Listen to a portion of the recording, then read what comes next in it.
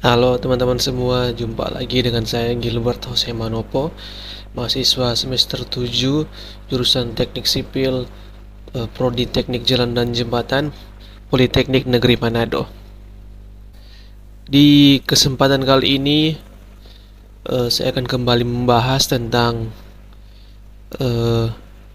studi kasus atau judul studi kasus yang saya ambil. Dan di kesempatan kali ini, saya mengambil judul studi kasus dalam laporan PKL yang saya buat. Dalam hal ini saya mengambil judul studi kasus kerusakan lapis pondasi agregat kelas A akibat tergenang air pada proyek preservasi Jalan Wori Likupang Girian Wemonginsi di Bitung pada STA 55+200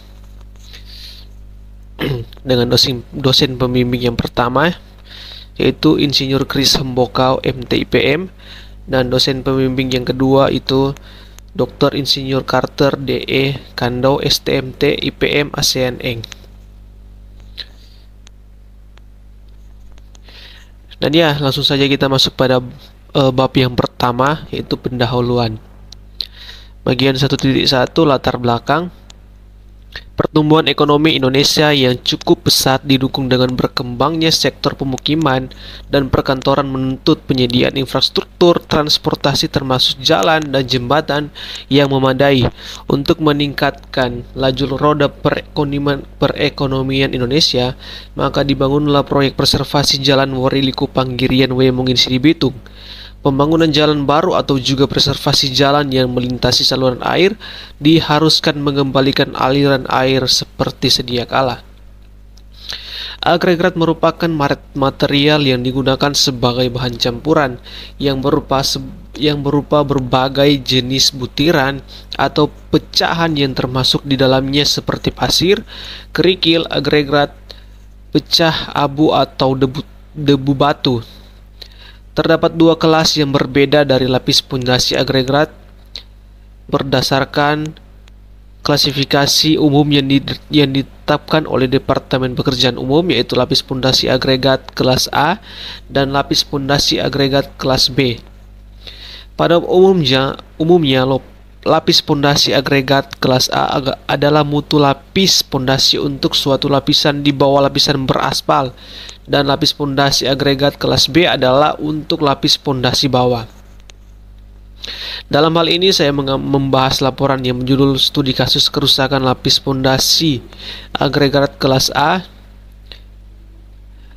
akibat tergenang air pada proyek preservasi Jalan Wori Likupang Girian Wemonginsi di Bitung STA 55+200. Bagian 1.2 maksud dan tujuan. Maksud dibuatnya laporan studi kasus ini adalah diharapkan mahasiswa dapat memberikan manfaat sebagai berikut, atau diharapkan dapat memberikan manfaat sebagai berikut. Dapat memahami kasus-kasus yang terjadi di lapangan sehingga bisa dijadikan bahan pembelajaran ke depannya. Bagian 1.3 pembatasan masalah. Dalam penulisan laporan ini, pembatasan masalah yang saya ambil yaitu: yang pertama, meninjau pekerjaan yang ada di lapangan, dan yang kedua, penjelasan atau menjelaskan studi kasus kerusakan yang terjadi pada lapis pondasi agregat kelas A, penyebab beserta solusinya. Bagian 1.3 pembatasan masalah. Untuk mencapai tujuan dari penulisan laporan ini, maka metode yang dilakukan antara lain adalah kajian ilmiah dari sumber-sumber bacaan internet, observasi langsung yang dilakukan selama mengikuti praktik kerja lapangan, melakukan tanya jawab dengan pihak pelaksana, serta mempelajari kajian-kajian ilmiah yang terkait dengan lapis pondasi agregat. Pengumpulan data dari proyek preservasi Jalan Wori Likupang Girian Wemonginsi di Bitung.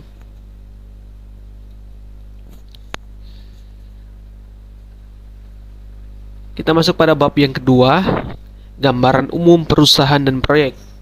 Bagian 2.1 sejarah singkat organisasi dan proyek. Pekerjaan umum perumahan rakyat merupakan kantor dinas atau pekerjaan umum untuk wilayah pekerjaan dalam proyek APBN Sulawesi Utara. Dinas PU bertugas sebagai penyelenggaraan urusan pemerintah bidang pekerjaan umum, pembangunan infrastruktur, dan perumahan nasional di Provinsi Sulawesi Utara. PPK 13 sebagai pelaksana kegiatan di wilayah 1 Provinsi Sulawesi Utara. Sesuai dengan Peraturan Presiden Nomor 15 Tahun 2015 tentang Kementerian Pekerjaan Umum dan Perumahan Rakyat dan Peraturan Presiden Nomor 135 Tahun 2018 tentang perubahan atas Peraturan Presiden Nomor 15 Tahun 2015 tentang Kementerian Pekerjaan Umum dan Perumahan Rakyat.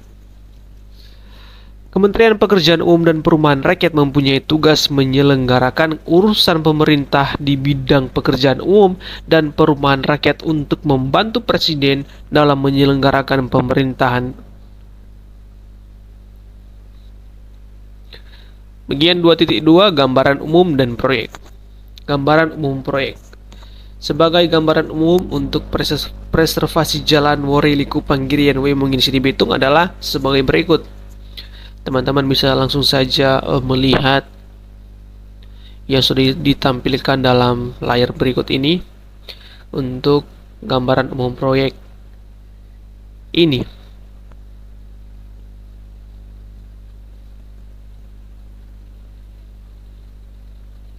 Bagian 2.3 Personalia dan organisasi proyek. Ya, teman-teman bisa kembali lagi saja langsung melihat pada layar yang ditampilkan ini, pada slide ini ditampilkan, ini adalah struktur organisasi proyek atau struktur organisasi pengelola SMKK.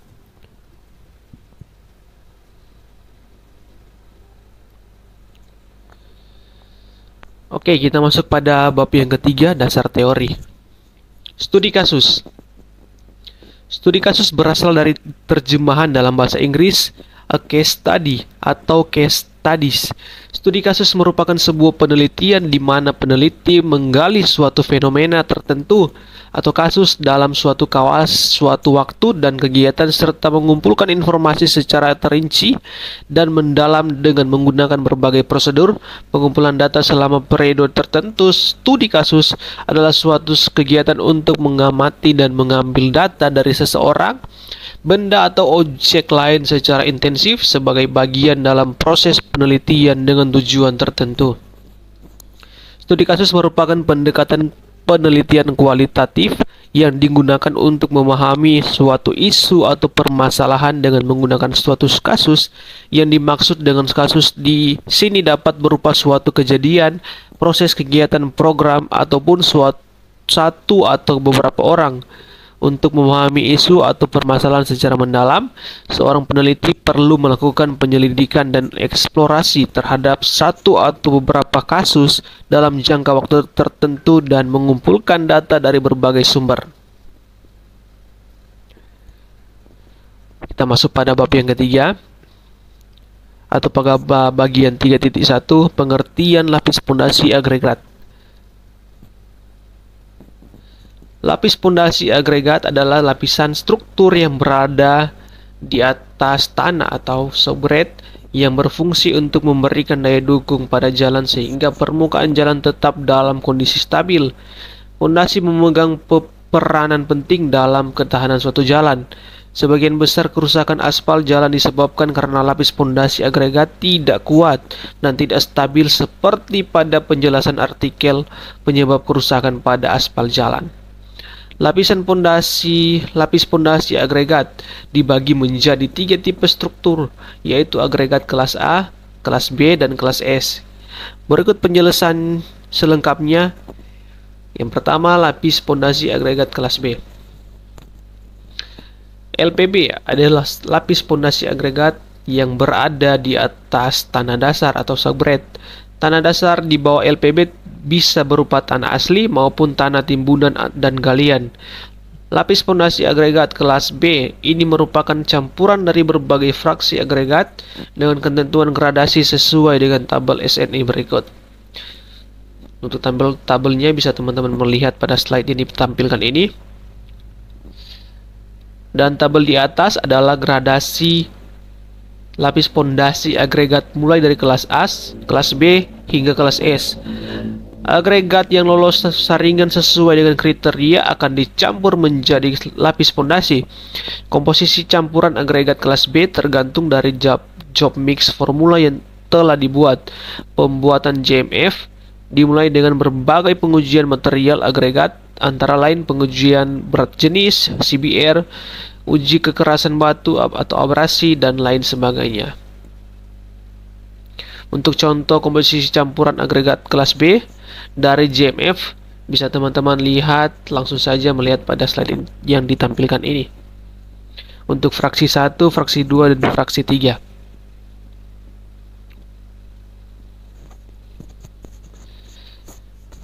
Lapis pondasi agregat kelas A. Lapis pondasi agregat kelas A atau LPA adalah campuran agregat dengan berbagai fraksi dan material yang digunakan untuk pondasi perkerasan aspal maupun perkerasan beton. LPA ini berada di atas LPB. Perbedaan antara LPA dan LPB adalah komposisi campuran dan kriteria pondasi.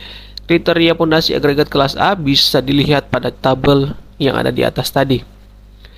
Contoh komposisi agregat kelas A pada JMF antara lain bisa teman-teman lihat pada slide yang ditampilkan ini, dari fraksi 1 sampai fraksi yang keempat. Untuk nilai persennya bisa teman-teman melihat saja langsung pada slide ini. Dan komposisi di atas tidak mutlak karena setiap proyek mempunyai JMF sendiri. Yang terpenting adalah memenuhi kriteria pada tabel di atas. Lapis pondasi agregat kelas S. Lapis pondasi agregat kelas S adalah perkerasan berbutir yang digunakan sebagai bahu jalan. Bahu jalan terletak di tepi kanan dan kiri badan jalan. Biasanya lebar agregat kelas S 1,5 sampai 2 meter dan tebal 15 cm. Campuran yang digunakan untuk pembuatan LPS ini tergantung dari JMF yang telah dibuat oleh kontraktor. Yang terpenting adalah memenuhi syarat tabel di atas. Contoh komposisi campurannya atau contoh komposisi lapis pondasi agregat kelas S adalah bisa teman-teman melihat saja untuk fraksi 1 dan fraksi 2.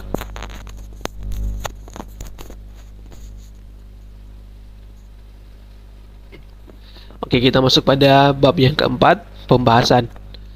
Bagian 4.1, kasus yang didapati di lapangan.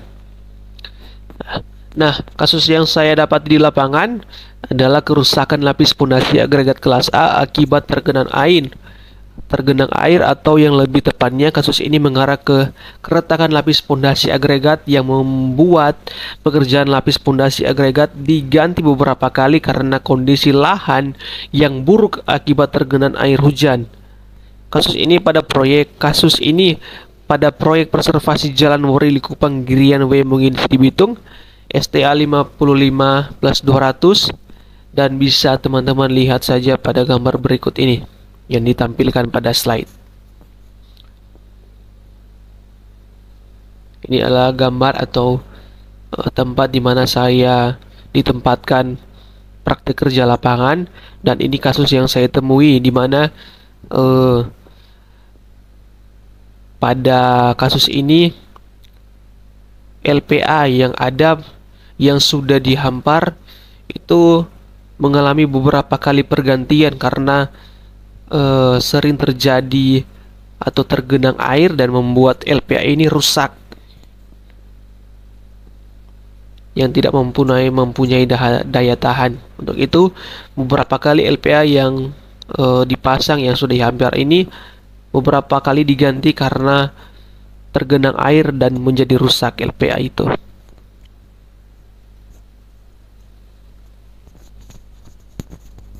Dan dari gambar di atas menunjukkan kerusakan LPA yang terjadi pada proyek preservasi Jalan Wari Likupang Girian W Mungin di Bitung pada STA 55+200, dan itu terjadi karena setelah LPA dihampar dan belum masuk pada tahap pemadatan dengan alat berat, terjadi hujan yang menyebabkan keadaan lahan menjadi berlumpur. Bahkan kondisi lahan yang saya amati itu menjadi seperti karet yang ketika diinjak bisa naik lalu turun kembali, tidak mencapai kepadatan yang ditentukan.